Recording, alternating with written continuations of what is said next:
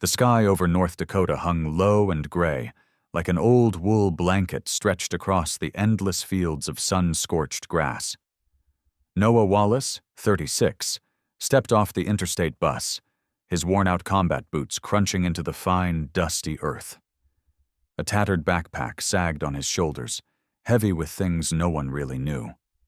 Not even him. A couple of faded shirts, a military-issue combat knife, and a creased photo of his old unit in Iraq. Before him lay Uncle Walter's farm, a place Noah had once called home during the brief, fragile years of his childhood, before everything crumbled under the weight of family disputes, and then, later, war. Now he was back, not for nostalgia, but because he had nowhere else to go. Nothing left to lose. The words echoed in his mind like a broken refrain that refused to fade. 10 years of drifting through sand and gunfire had stripped him of everything, his comrades, his family, and maybe even himself. The farm came into view, more rundown than he remembered. Weeds rose thigh-high, sharp like rusted blades swaying gently in the tired wind. The old wooden house leaned slightly, its shingles peeling off in large patches, exposing rotting beams underneath. In the distance, the machinery shed stood like a forgotten grave. Inside, a rusted red tractor sat half-buried in soft dirt, as if it had been asleep for years. No birds, no breeze strong enough to stir the silence. Noah stood still, inhaling deeply. The air smelled of dry earth with a faint metallic trace, something he remembered from far-off battlefields where metal and blood mingled in the heat. He wondered if the scent was real or just another ghost from the past. He walked toward the house, his boots leaving deep prints in the hardened soil. The front door creaked loud as he pushed it open, the hinges groaning like some forgotten animal crying out for help. Inside, everything was just as Uncle Walter had left it. A chipped wooden table thick with dust, a torn leather chair with stuffing spilling out, and a cold, empty fireplace pressed against the wall. Noah dropped his pack to the floor. The thud echoed flatly across the hollow room. His eyes swept across the space, searching for something familiar, something from a time before the war and before the family fell apart. And then it came, an old memory, clear and sharp. He was 10 years old, standing in that very corner, watching Uncle Walter, a tall, wiry man with salt and pepper hair and stern eyes that could never quite hide their warmth. "You gotta live with principles, Noah," the man had said, voice rough like gravel, holding a small, freshly cleaned hoe. "Without 'em, everything falls apart." That was the last time Noah saw him. His mother had dragged him away after a brutal argument over land rights. Noah hadn't understood the details back then, just that she had screamed something about debts and it's not even his land. He remembered the way Walter had looked when the door slammed shut. Angry, yes, but also helpless, like he knew something nobody else did. Now Walter was gone. A tractor accident, according to the police report Noah had received by mail 2 weeks earlier. He sat in the worn leather chair, its cushion sagging under his weight. He opened the crumpled envelope in his hand, his rough fingers flipping through the thin papers. The report was brief. Cold. Walter James Harris, age 68. Deceased due to blood loss after being run over by tractor. No witnesses. Estimated time of death. Around October 12th. Noah frowned, his finger tapping against the dusty table. A man like Uncle Walter, obsessive about safety, meticulous to a fault, dead from a simple tractor accident? Noah remembered watching him check every bolt, hearing him grumble for hours about maintenance like it was scripture. Something wasn't right. He got up and stepped outside, heading toward the machinery shed. The pale afternoon sun stretched long shadows behind him. The tractor was still there, faded red beneath layers of dust and rust, like a relic no one had bothered to bury. Noah knelt down, running his fingers along the brake system. A chill climbed his spine. The brake line had been cut. Clean. Not wear and tear. This was surgical. A knife, or maybe industrial shears. He straightened up, eyes scanning the yard. Stillness, but not the peaceful kind. More like the hush before something breaks. He checked the tires next. Uneven clumps of dried earth clung to the treads, as if the tractor had been moved after the accident. Someone had been here, and they'd done everything they could to cover their tracks. Back inside the house, Noah began searching. Not because he knew what he was looking for, but because something in his gut told him he had to. He tore through drawers, opened old wooden boxes stuffed with tax records and faded bills from the 90s. In the back grain shed behind the house, buried under rotting burlap sacks and the thick smell of mildew, he found something that clearly didn't belong. A smooth metal door embedded in the floor, sealed with a fingerprint scanner. He touched it. His fingertip left a faint smudge on the cold surface. The scanner blinked a faint blue when he pressed it, but gave no response. A high-tech biometric lock on a farm in the middle of nowhere, North Dakota. Noah stepped back, heart picking up its pace. He'd seen doors like this before, on military bases, in classified bunkers, places he worked as an engineer during his deployment. But here, this wasn't the place he remembered. Back inside, he opened Uncle Walter's old desk drawer. It was a habit he'd picked up in the Army. Important things are usually hidden where no one bothers to look. Under a stack of old tax returns, he found a thin folder with a yellowing paper cover, the edges frayed and fragile. Inside were only a few sheets of paper, scribbled in Walter's messy handwriting.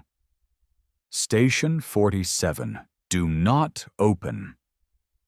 Attached was a map, a rough, hand-drawn diagram of tunnels and underground rooms stretching beneath the farm. Strange labels dotted the page. RTG Unit, Pulse Core, Access Point B. Noah stared at it, trying to make sense of the pieces. What was Station 47? A military facility? A forgotten project? And why would his uncle, a solitary old farmer with no known ties to anything beyond this land, have something like this hidden away? Night fell faster than he expected. Darkness draped over the farm like a thick curtain, leaving only the soft glow of a kerosene lamp flickering on the table. Noah sat there, the map of Station 47 spread out in front of him, tracing each line with his finger. Then came a sound. A sharp, metallic click, brief and clean, like the slide of a rifle chambering a round.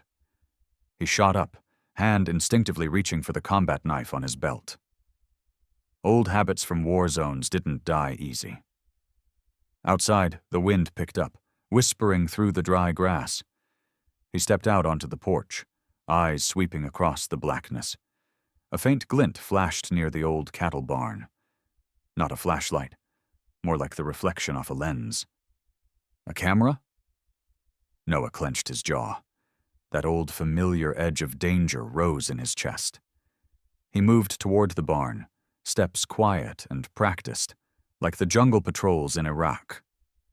Under the dim moonlight, he spotted it, tucked deep in a crack between the wooden planks.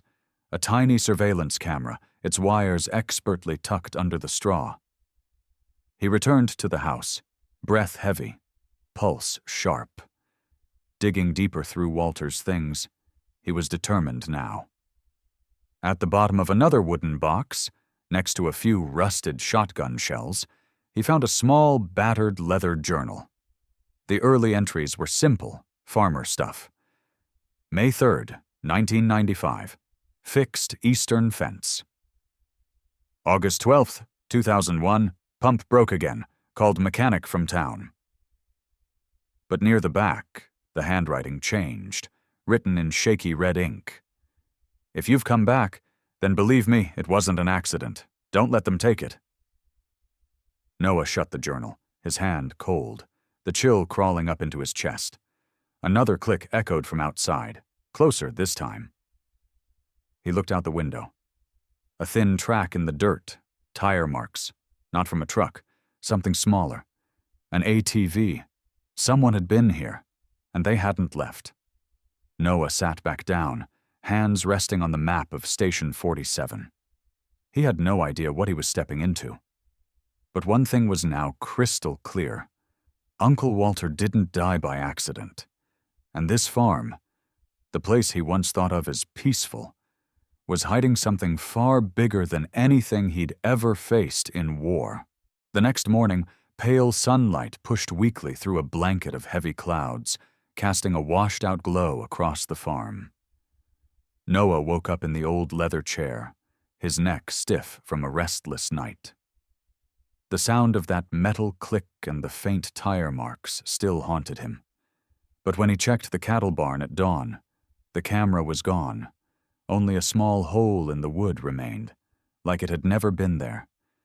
He wasn't sure if it had been real or just a lingering hallucination from too many years of tension and war.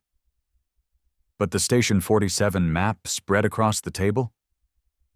That was real. The shaky red ink in Walter's journal? Also real.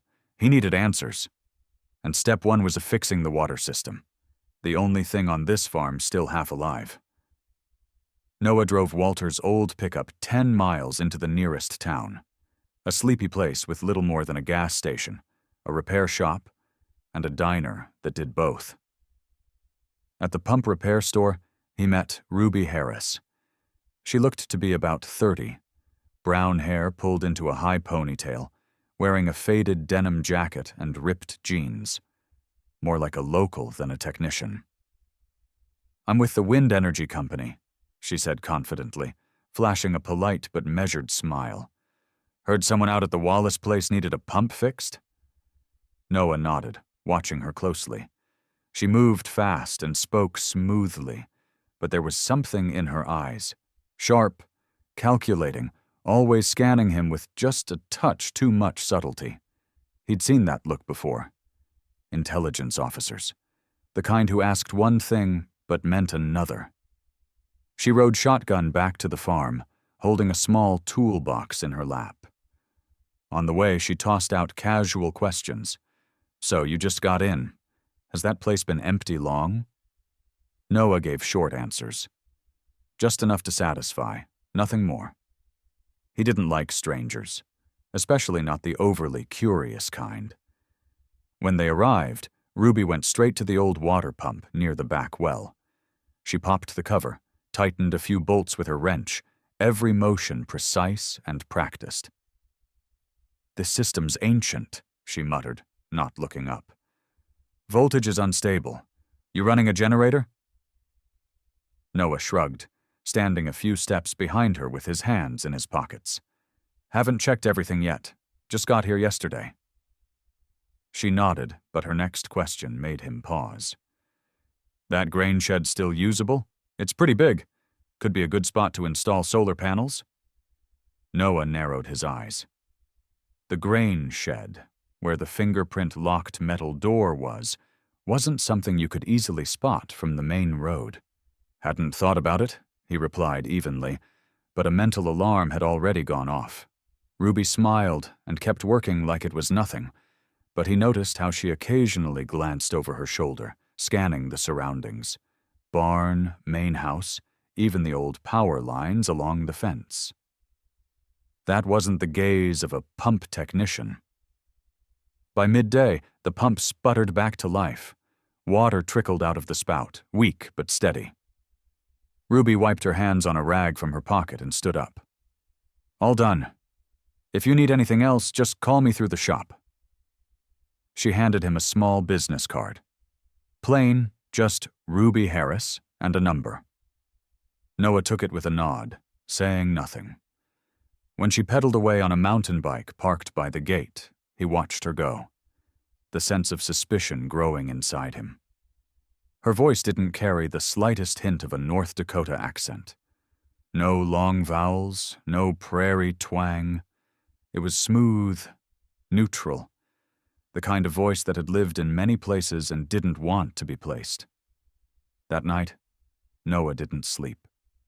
He sat in the kitchen, the Station 47 map spread in front of him, trying to decipher Walter's rough sketches. A soft sound came from the cattle barn again. Not the metallic click from before, but the faint crunch of footsteps on dry soil. He blew out the kerosene lamp and grabbed his knife. Slipping through the back door, he moved low and quiet, hugging the shadows. Under the faint moonlight, he spotted a small figure near the barn, flashlight in hand, its beam flicking across the wooden door. Noah held his breath, moving along the wall silently, each step deliberate. As he got closer, the figure turned toward the metal door in the grain shed. The flashlight swept over the fingerprint scanner and lit up a familiar face. Ruby. Noah lunged forward like a shadow, fast and silent, but Ruby was just as quick. She spun around, flashlight tumbling to the ground, and bolted toward the fence. Noah chased after her, his boots rustling through the dry grass, but she vaulted the fence with surprising agility, landed beside a mountain bike hidden in the brush, and sped off before he could catch up. He stood there, breath ragged, hand gripping the knife tight. On the ground, next to where she dropped the flashlight, he found something else. A white cotton handkerchief with a small embroidered logo in the corner. Helix Solutions. Back inside, Noah laid the handkerchief on the table next to the Station 47 map. He grabbed his phone, his last connection to the outside world, and Googled the name. A few old articles popped up. Helix Solutions, a private firm that had once partnered with the U.S. Department of Defense in the 1980s and 90s, specializing in advanced energy tech. Then it vanished. No public records, only rumors of canceled black projects. Noah stared at the logo, then at the scrawled warning in Walter's folder. Station 47, do not open. Ruby wasn't a wind energy technician, so who the hell was she? And what did she want with this place? He stepped onto the porch. The night wind carried the dry scent of earth and something heavier, a creeping sense of unease. Ruby had been probing the metal door, something he hadn't even dared to touch yet. She knew about Station 47, or at least she suspected something. Noah clenched his fists, gaze locked on the grain shed. He'd survived war by not trusting anyone. That instinct was roaring back to life. But this time, it wasn't just about enemies. It was about a secret buried beneath his feet. If you're wondering who Ruby really is, and why she's sneaking around Station 47, don't forget to hit like to support the channel. There's a lot more hidden under this farm, and if you want to see where it all leads, subscribe now, because things are about to get real. Since the night Ruby fled, there had been no sign of her, no bike, no noise, nothing. Just the handkerchief, sitting quietly on the table. But Noah knew she'd be back. People like her didn't quit easily, and neither did he. That morning, he sat in the kitchen, sunlight streaming faintly through a dusty window, casting long shadows over the Station 47 map. Walter's messy drawings weren't just gibberish anymore. They were a road map to something big. But first he had to get past the fingerprint lock on the door in the grain shed, which wasn't exactly simple since Walter was dead. Noah dug through his uncle's papers again, desperate for a clue. In a sealed, yellowed envelope, he found an old medical form from the local hospital, dated 1998. At the bottom was a fingerprint, Walter's right index, clearly inked for ID confirmation. Noah frowned, holding the paper up to the light. The lock was probably programmed to accept Walter's print, but a photocopy wasn't going to fool a biometric sensor. He needed something more. tangible. Then he remembered Iraq.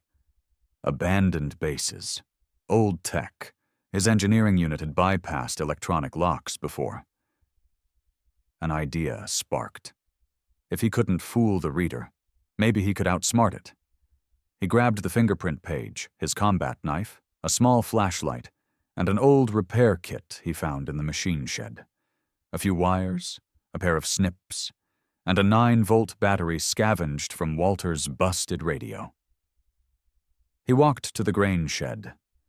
The metal door stood there, cold and unmoving. The fingerprint panel glowed faint blue, like it was daring him to try.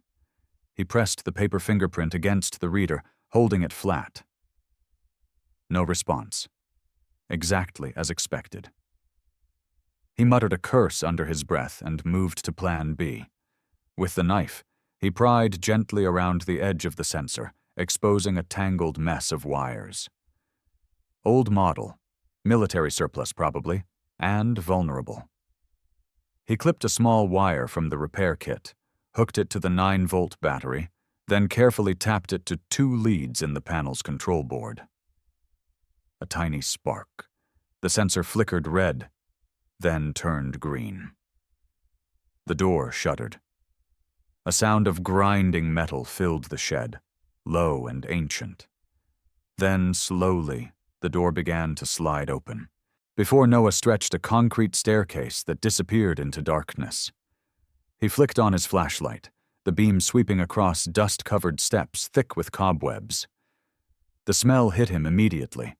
Damp earth laced with the scent of old machine oil. It was the same smell he remembered from bunkers in Iraq. He began to descend, each footstep echoing off the narrow walls, the sound growing heavier with every step. At the bottom, he wasn't met with just a room. He was staring into a hidden facility, perfectly concealed beneath the farm. Thick, steel-reinforced concrete walls surrounded him. Old fluorescent lights hung from the ceiling, flickering weakly, barely alive from what little power remained. Along one wall stood massive metallic casings, their dull surfaces stamped with fading letters. U.S. Research Command 1969. In one corner sat a dust-covered control panel beside a small, cylindrical device labeled RTL Unit, a mini nuclear thermoelectric generator, Cold War tech. He remembered reading about them during his Army engineering days. Amazingly, it was still running. A faint, steady hum filled the air. This thing had powered the bunker for decades. Noah ventured deeper, his flashlight landing on another door, smaller, with bold, engraved letters across the metal. Pulse array prototype. He pushed it open and stepped into a tighter chamber. At the center stood something strange, a large metallic core, slowly rotating within a glass casing, dozens of slender sensor wires stretching from it to the walls. It looked like a machine out of science fiction. But the dust and rust said otherwise. It had been abandoned, forgotten. Noah touched the glass. He felt the faintest vibration from within. What was this? A weapon? A failed experiment? He didn't know. But his instincts told him this was connected to Station 47 and to Walter's death. He returned to the main room and began digging through the shelves lining the walls. Inside a rusted metal box, he found one of Walter's notebooks. The pages were yellowed, brittle, but still legible. The early entries were maintenance logs. March 15th, 1973, checked RTG, pressure stable. September 22nd, 1985, replaced gas conduit. System still on standby. But starting in 1991, the tone shifted. They've stopped contact. I don't know what to do with it. Pulse array still running. I'm too afraid to shut it down. A few pages later. I'm staying here, keeping it safe. No one can know. If they find it, nothing will be left. The final entry was shaky, almost unreadable. 2020, someone's watching. I can't get out. If you're reading this, Noah, be careful. Noah set the notebook down. His heart pounded. Walter hadn't just been a farmer. He'd once worked for someone, maybe the government, to keep Station 47 running after the project was scrapped. But why didn't he leave? And what was the pulse array that scared him so badly? Noah returned to the smaller room, studying the machine again. A small plaque sat beside the core. Pulse array prototype. Bioenergy microstructure reformation. He frowned. Bioenergy reformation? Could it be agricultural? Something to restore soil, boost crops? Maybe. But the label U.S. Research Command pointed to something far beyond farming, something strategic, possibly even dangerous. Then he heard it. A soft noise from the stairwell. Not footsteps, more like a faint metallic clink. He shut off his flashlight, pressed into a corner, knife gripped tight. His eyes scanned the room. A dusty old cassette recorder on a nearby shelf caught his attention. He pressed play. A familiar voice crackled through decades-old tape. Walter's voice, raspy and tired. If you're hearing this, then I didn't die in an accident. Someone didn't want this thing to survive. Don't trust them, Noah. The pulse array, it could change everything. But they won't let it live. The tape clicked off, leaving only static in the dark. Noah didn't move. His breath was heavy. Change everything. What did that mean? And more urgently, who were they? And Noah stepped out of the corner, eyes fixed on the stairwell. The sound had stopped, but the feeling of being watched clung to him like a shadow. He looked back at the pulse array. The core was still spinning slowly in the dark. It wasn't just a machine. It was the key to Walter's death, to Ruby's sudden appearance, to everything. Noah clenched his fists. He had opened Station 47, but he knew this was only the beginning. Something bigger was waiting, and there was no turning back. 3 days passed since Noah had broken into the hidden facility, and he hadn't left the farm once. He spent his days underground, poring over Walter's old notes, watching the pulse array, trying to figure out how it worked. The core rotated inside its glass casing, giving off a steady hum, like the heartbeat of a sleeping beast. He sat there for hours, flashlight illuminating the yellowed pages, reading Walter's messy handwriting over and over. The pulse array is still running. I'm too afraid to shut it down. He hadn't touched a single button on the control panel, not out of fear, but because he knew he didn't understand it yet. Once, he flipped a small switch next to the RTG unit. The hum surged wildly, so loud and sudden he immediately flipped it back. This thing wasn't built for curiosity. Each night, he sat on the porch, knife in hand, scanning the endless dark fields. He didn't sleep much. An old habit from his military days, where sleep was a luxury few could afford between ambushes. The wind rustling through the dry grass sometimes masked the echo of that metallic click in his mind. But he still heard it. Always. Ruby hadn't returned, but he could feel her out there, lingering like a ghost. The handkerchief with the Helix Solutions logo remained on the kitchen table next to the Station 47 map. A question with no answer. On the 4th night, she came back. Noah was underground, inspecting the control panel, flashlight beam tracing across dusty switches. When he heard it, not the familiar click, but footsteps, soft, deliberate, and the faint scrape of fabric brushing concrete. He shut off the flashlight and pressed himself into the corner of the pulse array chamber, knife drawn. Light from a small flashlight swept into the main room, stopping at the RTG panel. A figure stepped in. Petite frame, high ponytail, faded denim jacket. Ruby. She wasn't carrying tools this time.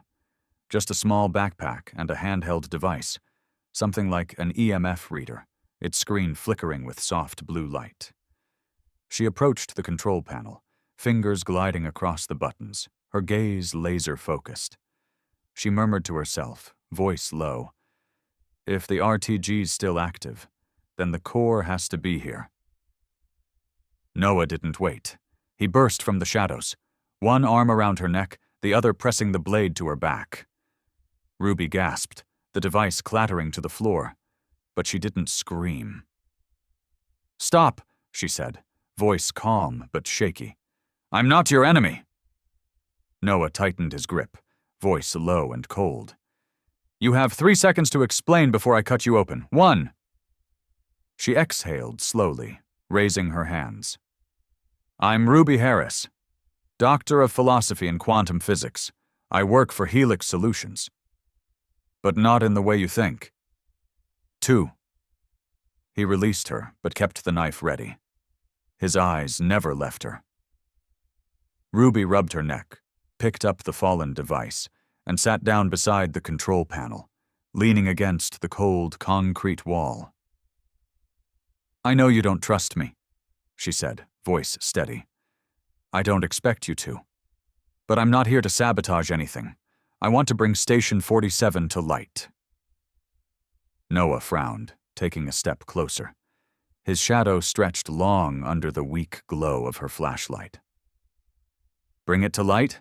This is a goddamn nuclear lab under a cornfield. You think anyone's going to believe that? A washed-up soldier and a trespasser?" Ruby looked up at him. Her eyes were sharp, but not hostile. "It's not nuclear. The pulse array isn't a weapon. It restructures bioenergy.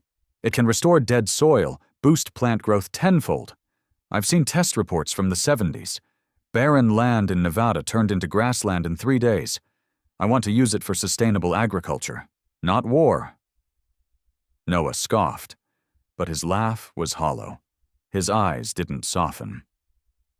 "Helix Solutions worked with the DoD. Energy tech, right?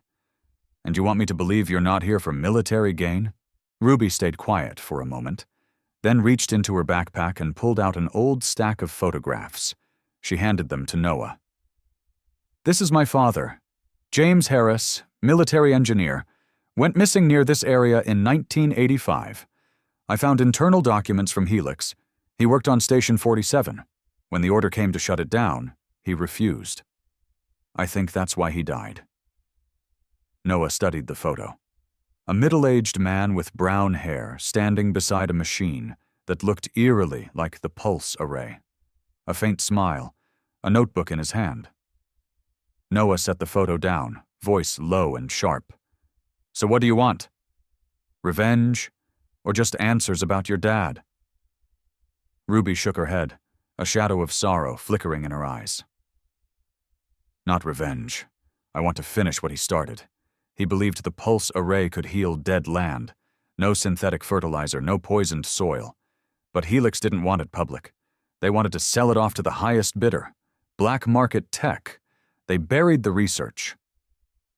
She pulled out another document and handed it to him. A contract between Helix Solutions and an organization called Sentinel Unit, dated 1991. Stamped across the top, Project Station 47 terminated, assets transferred. But at the bottom, scribbled in black ink, Sentinel continues independent operation, eliminate all traces. Noah read it, then looked at her. "Who the hell is Sentinel?" Ruby sighed, brushing her hair back. "A covert division. They were tasked with protecting Cold War research sites. After being officially disbanded in '96, they went rogue, collecting abandoned tech, erasing anyone who knew too much. I found their trail in my father's files. His last report came from somewhere in North Dakota. Then, nothing. I think they killed him. And maybe your uncle, too." Noah's jaw tightened. The words from Walter's journal echoed in his mind. "If you come back, believe me, it wasn't an accident." He looked at Ruby, his voice low, steady. "And what exactly do you plan to reveal? Some unknown machine buried under a farm no one cares about? You really think the world's going to believe a washed-up vet and a fugitive physicist?" Ruby stood, her eyes firm and unwavering. "I don't need the whole world to believe. I just need enough truth to make sure they can't bury it again. You opened Station 47, so you know it's real. Help me, Noah. Not for me, for your uncle. He kept this secret for 30 years. He died because of it." Noah turned away, walking into the pulse array chamber. The core spun slowly in the dark, casting faint reflections across the glass, like it was waiting. He didn't fully trust her. He didn't fully trust anyone. Not after what he'd seen in war. But what she said about Walter, that cut deeper. If Sentinel had really killed his uncle, then he couldn't let them win. Not again. He turned back, his voice hard. "If you're telling the truth, prove it. Show me what the pulse array can do." Ruby nodded and set her handheld device on the table. The screen lit up, numbers blinking rapidly.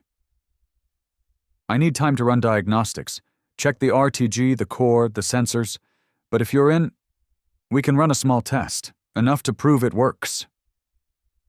Noah glanced between her and the Sentinel document, fingers tapping the table. He didn't know if he was trusting the right person, but he knew one thing. Station 47 couldn't stay buried forever. And if Ruby was right, if the pulse array could truly change land itself, then it wasn't just the key to clearing Walter's name. It was a weapon. For the truth. 2 days after that tense standoff in the bunker, Noah and Ruby began working together. Not as allies. Not yet. But as two people pulled into a secret bigger than either of them. Ruby checked the system daily, notebook in hand, recording measurements and diagnostics. She said the RTG was still stable, surprisingly so, but the pulse array core needed calibration before any tests. Noah didn't understand most of her terminology. Microfrequency modulation, bioenergy cycles, but he could tell she knew exactly what she was doing. He stood beside her, often helping move heavy sensor tubes, checking cables, adjusting wiring when she asked. He didn't speak much, but his eyes were always watching. Her, and the fields outside, through the narrow farmhouse window. Just in case someone was watching them too. The first sign came on the morning of the 3rd day. Noah was repairing the east fence when he heard a faint humming overhead. He looked up. A small drone, no bigger than a hawk, hovered over the field, a red light blinking beneath its camera. He ducked behind the fence, watching. No markings, no insignia. But the way it moved, systematic, gridded, purposeful, this wasn't civilian. He sprinted back to the house, flung open the cellar door. "Ruby," he called down, his voice low and tight. She came up from the bunker, her face pale before she even looked out the window. "We're being watched," he said. Ruby squinted at the sky, then whispered, "Sentinel. They found us." That night, the air grew heavier, thick with tension. Noah lay on the leather chair, eyes wide open, his knife within reach. A thin red laser swept across the back bedroom wall, fast and silent, like a firefly made of glass. He shot upright, heart pounding. Ruby rushed up from the bunker, hair wild, clutching her scanner. "They're triangulating," she gasped. "I just picked up signal interference around the farm. They're jamming all comms." Noah checked his phone. No signal. No internet. He looked at her, eyes hard. "You said they erase evidence. Is this how they do it?" Ruby nodded, swallowing hard. "They don't leave traces. If we don't act, Station 47 will vanish, and so will we." At dawn, they came. Noah was checking the electrical grid by the cattle shed when he heard it, a low engine growl far off but steady. He crouched behind a stack of dry hay. 3 black pickup trucks appeared over the ridge. No plates, windows tinted dark. A dozen men spilled out, armed, clad in black tactical gear, night vision optics glinting in the morning mist. No badges, no patches, but the way they moved. Tight formation, silent, split into units. They were pros. Noah slipped through the back door of the house. "Ruby," he hissed. "They're here." She rushed up from the bunker, clutching her notebook. "Sentinel unit," she whispered, her voice shaking. "I've seen their symbol in Helix files, a faint black triangle. They don't report to anyone. They don't follow laws." Noah peeked through a narrow crack in the door. One of them held a power-cutting tool, already disabling the shed's outer lights. Another gave hand signals. 2 moved east, 3 to the west. 3 more closed in on the main entrance. They didn't knock. They didn't ask for surrender. They were here to erase. Noah yanked Ruby down behind the kitchen counter. "We need the bunker. There's an old escape route behind the pulse array." She nodded. But before they could move, the front door exploded inward. 2 men stepped in, rifles raised, eyes scanning. Noah lunged, plunging his knife into the thigh of the closest one. The man collapsed, groaning. The second swung his rifle. But Ruby hurled her notebook into his face, giving Noah the split second he needed. He grabbed the attacker's arm, twisted hard until the gun clattered to the floor. A solid punch to the jaw knocked him out cold. But the noise. It brought more. Noah grabbed Ruby's hand. They dashed down into the bunker, slamming the metal door shut behind them. Above, boots pounded on the wooden floor. A fist slammed the door. Ruby gasped, scanning the room. "They'll breach it." Noah nodded, rushing to the far corner of the pulse array chamber. He yanked away a loose metal panel. Behind it, a narrow crawl space, an old Cold War escape tunnel. "Go," he said. They crawled in, tight, damp. The smell of earth pressed in from all sides. Noah led the way, flashlight in hand. Ruby followed close behind. A dull boom echoed behind them. Sentinel had breached the bunker. No time left. They reached the tunnel's end, just as a gunshot rang out behind them. Pain flared in Noah's shoulder. He bit back a curse, blood soaking through his shirt. But the bullet had grazed, not lodged. He pushed the hatch open, shoved Ruby up through the grass and mist, and climbed out after her, into the dawn haze, alive. But barely. But Ruby wasn't safe. As Noah turned to help her, a dark figure lunged out of the bushes nearby. A Sentinel operative, blade in hand. Noah shoved Ruby aside, but not fast enough. The attacker missed, and Noah countered, slamming a fist into the man's throat. The man dropped, gasping. But 2 more emerged from the main path, rifles raised. "Run!" Noah shouted, shoving Ruby toward the hill. She hesitated, then took off. Behind them, in the bunker, her notebook, the only detailed record of the activation plan, was left behind on the table. Noah ran after her, his left shoulder soaked in blood, breath ragged. Gunfire cracked behind them, a bullet slicing through the grass near his legs. He dove into a dry trench, dragging Ruby with him, both ducking under the dirt's edge. Footsteps, getting closer. Then, fading.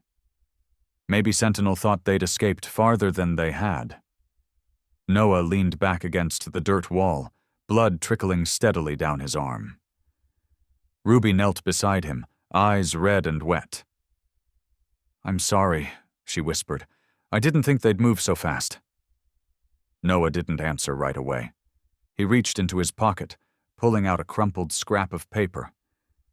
Ruby's business card, now stained with blood. He looked at her, voice rough. "I saw them take you. Right before I ran. They had you." Ruby shook her head. "Number I got away. But they got the notebook." "My notes? The plan to activate the pulse array." Noah nodded, his expression darkening. He knew. This wasn't over. In a backup shelter dug into the hillside, about half a mile from the farm, they regrouped.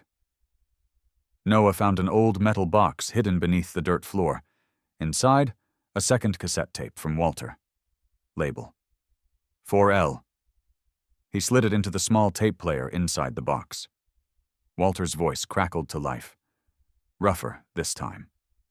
Tired. If you're hearing this, don't trust anyone in black. Sentinel threatened me back in 2015. They will return. Keep Station 47 safe, Noah. It's worth more than my life. The tape clicked off. Silence pressed down hard. Noah's hand trembled slightly as he set the cassette down. Walter hadn't just been a lonely old farmer. He was the last guardian of a secret that could change the world, and he'd given everything to protect it. Noah clenched his fist. Blood dripped quietly onto the floor. Sentinel didn't just want Station 47. They wanted to erase it, and anyone who knew it ever existed.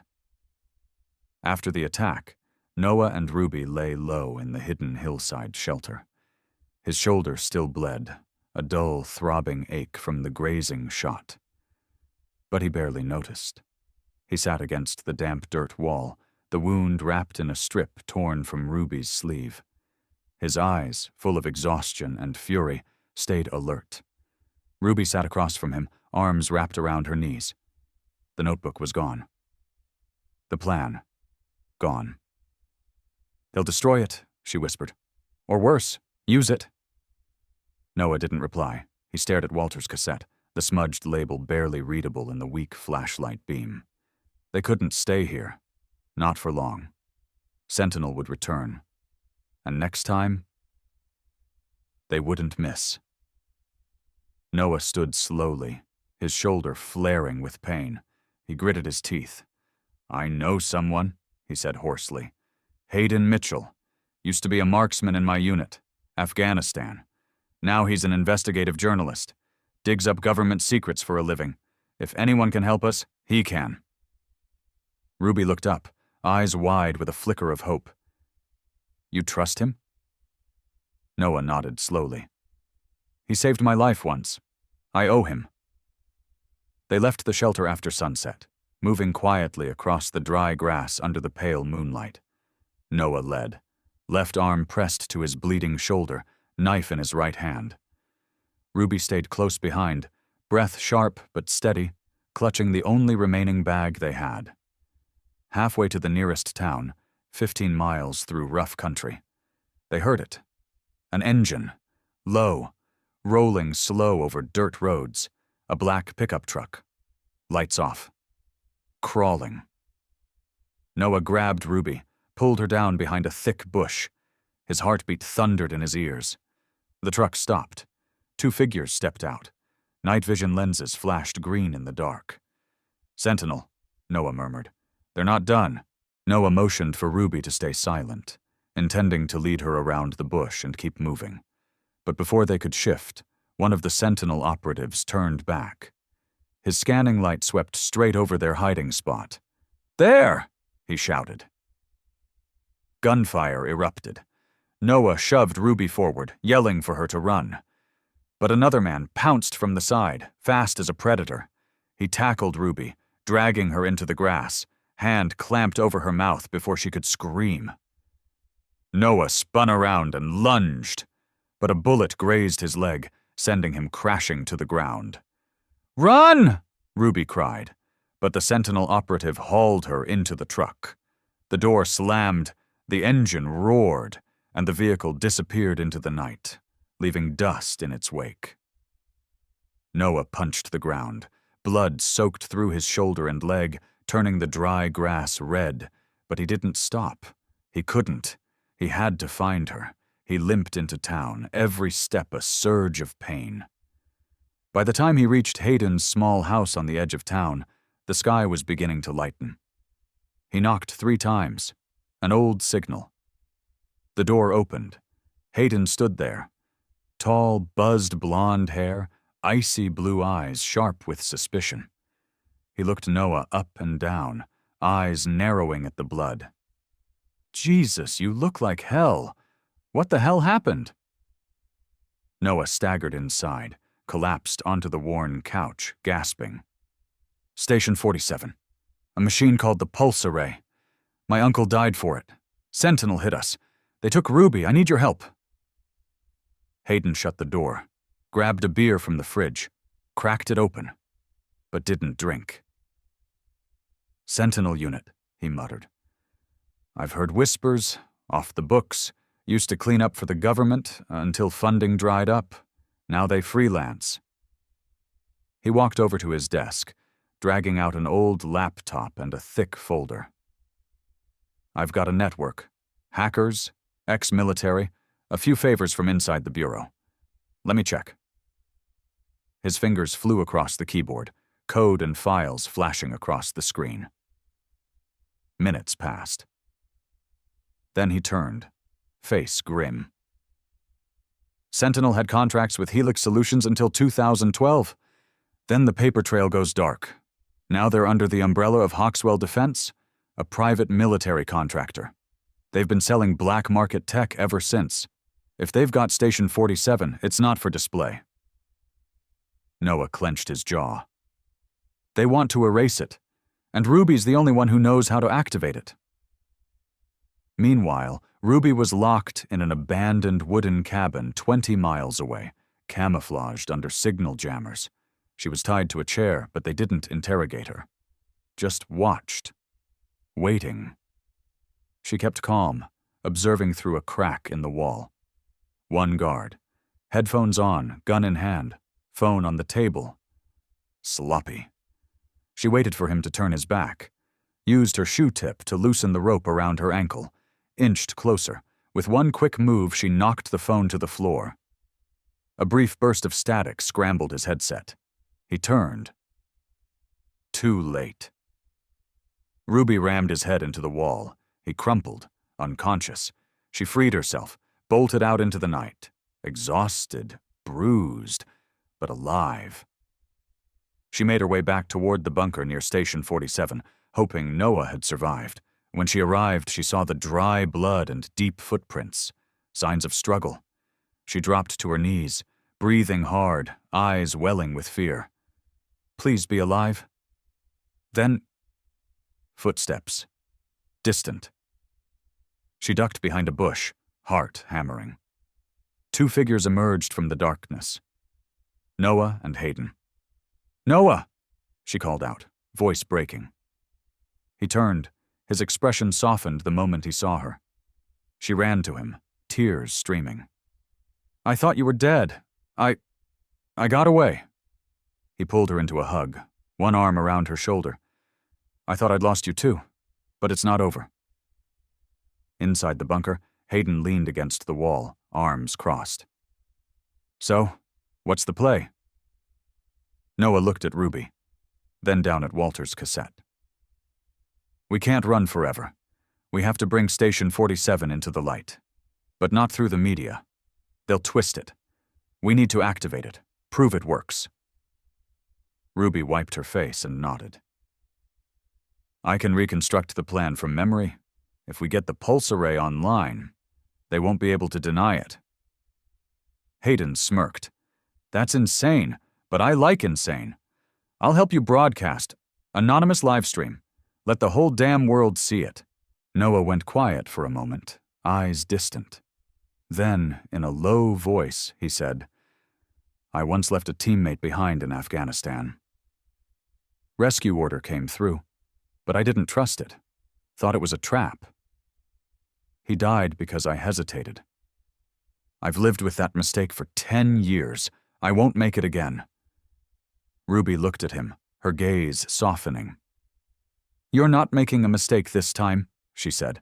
We're going to do this.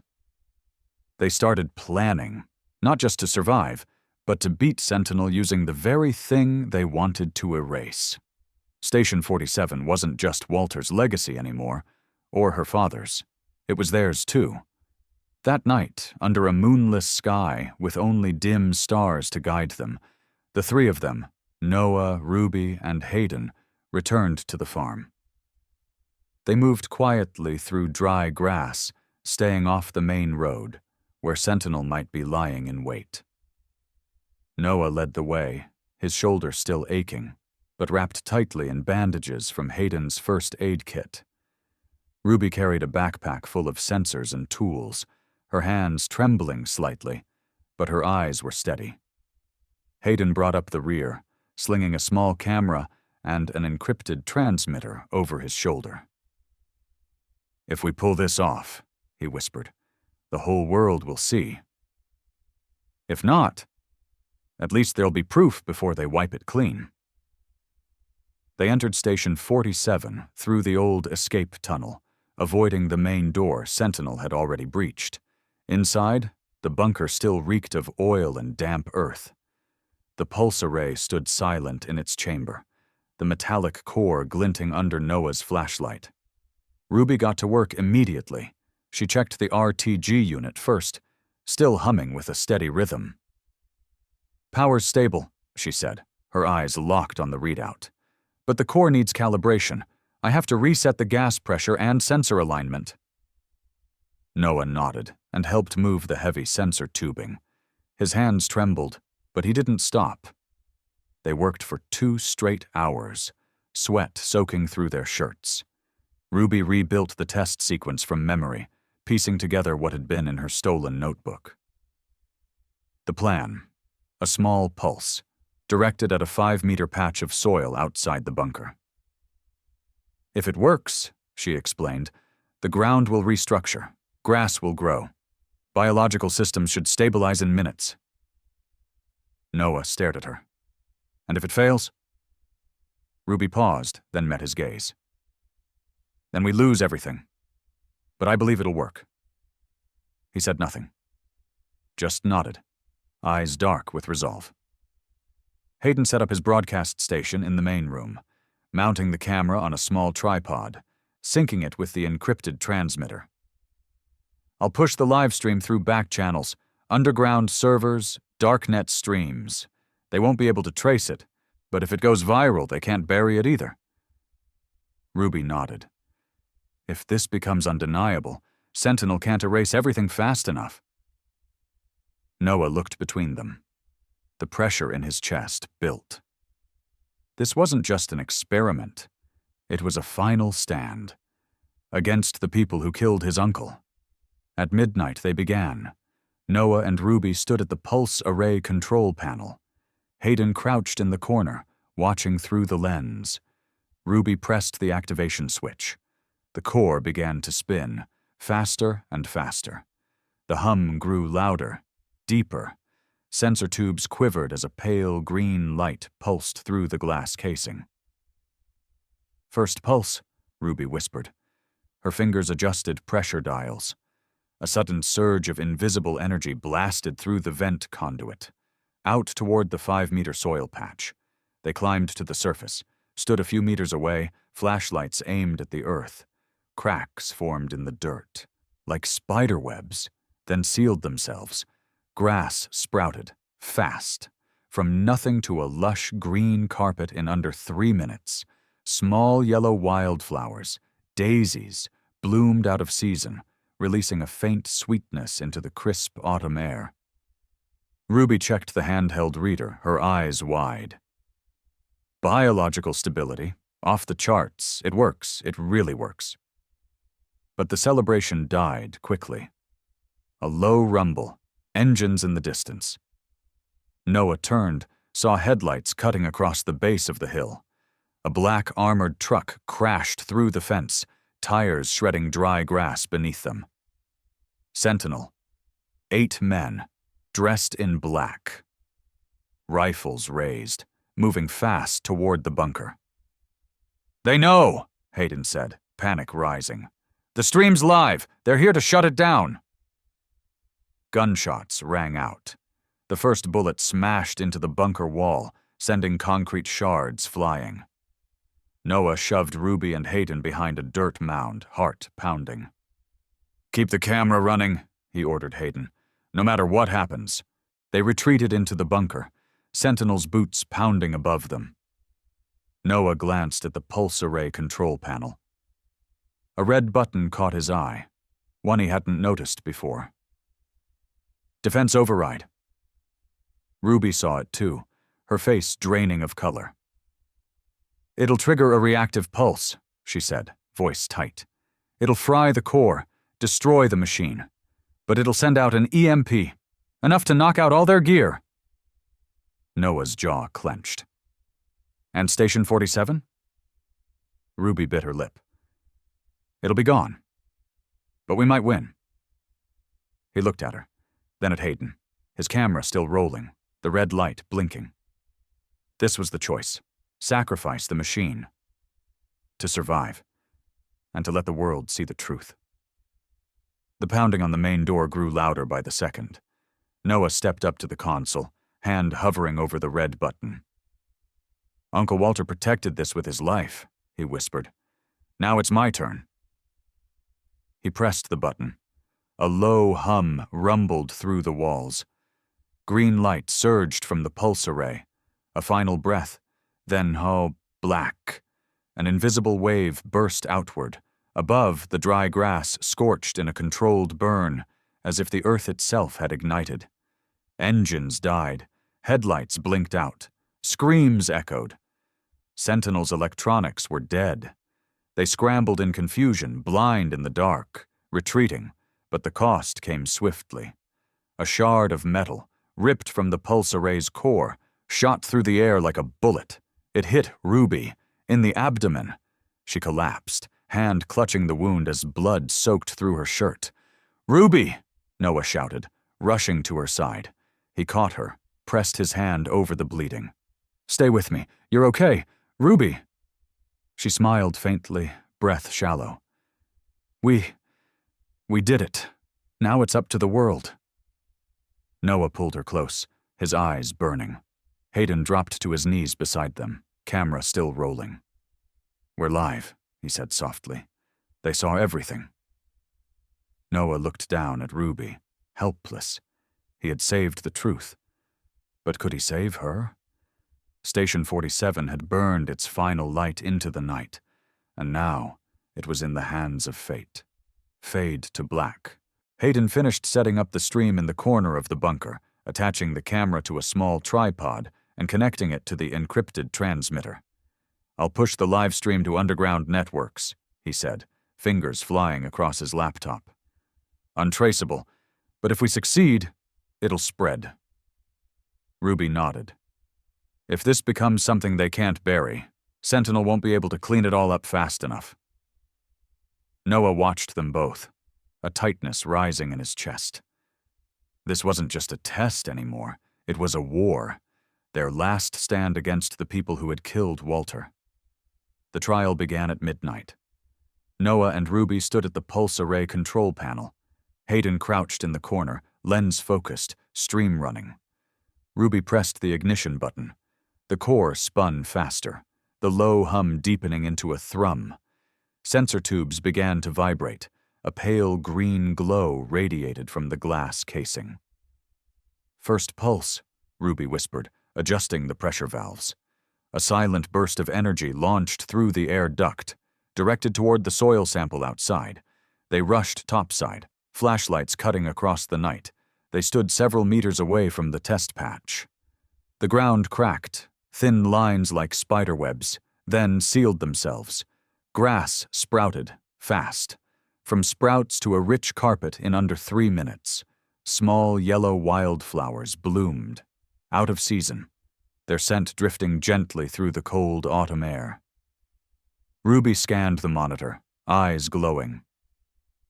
"Biological stability. Off the charts. It works." But the celebration was brief. A low engine growl cut through the silence. Noah turned. Headlights flickered on at the bottom of the hill. An armored truck smashed through the fence, tires tearing up the earth. "Sentinel," Hayden muttered. 8 men spilled out, black uniforms, rifles raised, advancing fast toward the bunker. "They know," Hayden said. "The stream's live. They're here to stop it." Gunfire cracked through the night. Bullets ripped into the concrete walls. Shards flew. Noah grabbed Ruby and Hayden, pulled them behind a dirt mound. His heart thundered. "Keep the camera running," he ordered, "no matter what happens." They retreated into the bunker as Sentinel's footsteps pounded overhead. Inside, Noah stared at the pulse array control panel. His eyes landed on something new. A red button labeled Defense Override. He hadn't seen it before. Ruby followed his gaze, her face draining of color. "It'll trigger a reactive pulse," she said. "The core will be destroyed. But it'll send an EMP. It'll knock out their electronics. All of them." Noah clenched his jaw. "And Station 47? Ruby hesitated. "Gone. But we might survive. And the truth won't die." He looked at her. Then at Hayden, still filming, the red light blinking. This was it. Sacrifice the machine. To expose the truth. To survive. The pounding on the hatch intensified. Noah stepped up to the panel, hand hovering over the red button. "Uncle Walter guarded it with his life," he murmured. "Now it's my turn." He pressed it. A rising hum shook the walls. Green light surged from the pulse array, then blinked out. Silence. Then a shockwave burst outward. Above ground, dry grass scorched in a flash burn. Controlled. Engines stalled. Headlights died. Screams followed. Sentinel's gear, dead, disoriented, retreating in panic. But the cost hit instantly. A metal shard from the collapsing core shot through the air, embedding deep into Ruby's abdomen. She collapsed, blood spreading fast through her shirt. "Ruby!" Noah dropped beside her, hands pressed hard over the wound. "Stay with me. Please, stay with me." She gave him a faint smile, breath labored. We did it. Now, the world decides." Noah held her close, his eyes burning. Hayden knelt beside them, camera still rolling. "The live stream's still on," he said quietly. "They saw everything." Noah looked down at Ruby. The pulse array had lit the truth into the night. But now, its final breath was silence. And Ruby's fate hung in the balance. Noah stared at Ruby, overwhelmed by helplessness. He had saved the truth, but didn't know if he could save her. Station 47 had burned its final light into the sky. Now, it was in fate's hands. As the first morning light stretched across the scorched fields of North Dakota, Noah knelt beside Ruby, pressing his hands over her wound. Blood seeped through his fingers, staining the earth that still steamed from the pulse array's last breath. Hayden stood nearby, camera still rolling, its red light blinking like a lone beacon in the chaos. "She needs a doctor," Hayden said urgently, eyes locked on the laptop screen. The anonymous live stream had spread, thousands watching across underground networks.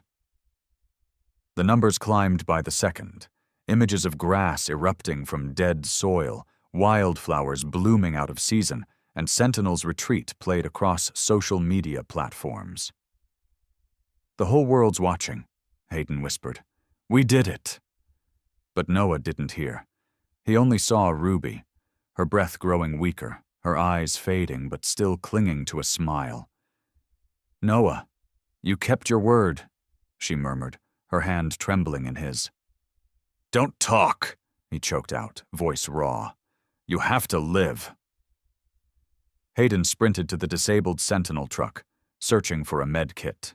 He returned moments later with gauze and blood stopper spray, helping Noah dress the wound. Ruby slipped into unconsciousness in Noah's arms, but her breathing, faint and fragile, remained. Noah held her close, tears in his eyes, fear and hope crashing together in his chest.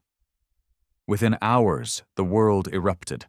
The footage exploded beyond the dark net, shared to major media platforms, dissected by scientists, politicians, and journalists. Some called it fake, too impossible to be real. But Hayden's camera told a different story. The clarity of the footage, the strange burn patterns in the soil, the impossible growth. Authorities had no choice but to investigate. By noon, police cars and helicopters swept in. Station 47 was no longer a secret. Noah and Hayden were taken in for questioning. Ruby, unconscious but alive, was rushed to a hospital, her dried blood the most undeniable evidence of what had happened. In an interrogation room at the local precinct, Noah sat across from an FBI agent, middle-aged, gray-streaked hair, eyes sharp as razors. "You're telling me this was Cold War tech?" the agent asked, tapping his pen against the table. Noah nodded, sliding forward Walter's notes and the Sentinel documents Ruby had recovered. "My uncle kept it hidden for 30 years. Sentinel killed him for it. The evidence is there, and on the live stream." The agent skimmed through the papers, frowning. "You realize how deep you've cut? If this is real, the government's going to want control." Noah held his gaze. "They can try, but the world's already seen it. It's not a secret anymore." Ruby survived. 2 weeks in the hospital. The wound hadn't gone too deep, but the blood loss had nearly taken her. When she opened her eyes, Noah was there, his shoulders still wrapped, his face tired, but relieved. "You stayed," she whispered. He nodded. "You scared the hell out of me, but we made it." Hayden brought in a laptop, opened a news site. Front page: Walter Wallace, the man who kept the secret for 47 years. Below, a photo of Walter in the 1990s, stoic, worn, but resolute. Ruby smiled. Tears welled in her eyes. "My father. He'd be proud." Weeks later, the government offered to nationalize the land. For national security. Noah refused. He met a high-ranking official at the edge of the farm, a woman in a black suit, voice cold as steel. "We can requisition it," she warned. Noah stood in the middle of the field, gesturing to the lush green earth where the pulse array once breathed. "You can try, but what will you do about the millions who've already seen? It's not yours anymore." He proposed something else. An independent biotech research center, named after Walter Wallace. Ruby, now recovered, agreed by phone. "Let it help people," she said. "That's what my father and your uncle wanted." And so it began again, not hidden in shadows, but out in the open, for everyone. A second chance for the land, and for the people who chose truth over silence. Under growing public pressure and undeniable evidence, the official relented, grudgingly. 6 months later, the Walter Wallace Center opened its doors. Noah and Ruby were no longer fugitives. They were pioneers.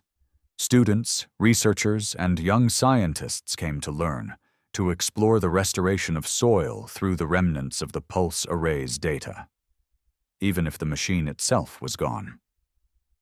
Hayden chose not to stay. He remained a wandering journalist. "I'm not built for farmland," he said with a crooked grin. "But if you ever need me, you know where to find me." While clearing the last section of the old bunker for construction, Noah and Ruby discovered something unexpected. Beneath a rusted corner of the structure, a sealed metal hatch, round, heavy, deeper than Station 47, a faint engraving at its center. 48. The design was similar, but bigger, tighter, and it wasn't mentioned in Walter's notes or any Helix records. Ruby stared at it, eyes flickering between curiosity and unease. Maybe. Station 47 was just the beginning. Noah didn't answer. He only stared at the hatch, hand tightening into a fist. He didn't know what was inside. But he knew, someday, they would have to open it. 1 year later, Noah and Ruby still lived on the land, no longer abandoned, but a thriving center of life and science. The fields around the farm had come alive, revived with data extracted from the pulse array's final surge. No one spoke of Sentinel anymore. The group had vanished into the dark, unable to survive the glare of truth. All people remembered was the story. The field that grew overnight, a tale that echoed across the country, a whisper of hope, a symbol of what could be possible. Noah stood on the porch, looking out at the green waves of grass. In his hand, a small yellow daisy, one Ruby had planted. She stepped beside him, the breeze lifting her hair, smile soft and content. "What do you think Walter would say?" she asked. Noah looked at her, then at the land that had once nearly swallowed him whole. "He'd say we did the right thing." He knelt and placed the flower into the soil. The wind blew gently across the field, carrying the sweet scent of reborn earth. "They say the land doesn't hide the truth forever," he whispered. "And they're right, because the land always finds a way to give it back if someone's patient enough to listen